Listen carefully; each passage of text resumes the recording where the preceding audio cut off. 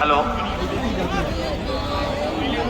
Hello hello পঞ্চায়েতের নেতৃত্ব ওখানে নেতৃত্ব দিয়ে শহীদ মিনারের সমাবেশকে সফল করবে। আজকে সে প্রমাণ দেখতে দিলেন আপনারা। হ্যালো হ্যালো, জি ভাইজান বলেন, শুনতে পাচ্ছেন? হ্যাঁ জি।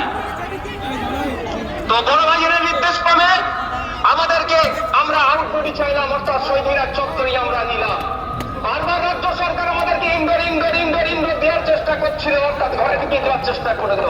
আর এর আইএসএফ তৈরি হয়েছে, যারা ঘরের মধ্যে ঢুকে আছে তাদেরকে ঘর থেকে বাইরে বার করে তাদের অধিকারের কথা বলবে বলে ঘরে ঢুকার জন্য আইএসএফ তৈরি হয়নি।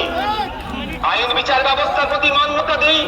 দুর্ভাগ্যের বিষয়, সিঙ্গেল বেঞ্চের অর্ডারকে আমরা চ্যালেঞ্জ করে ডিভিশন বেঞ্চে গেলাম, কিন্তু ডিভিশন বেঞ্চ ওটা আধুনিক কাল দেশ রেখেছে।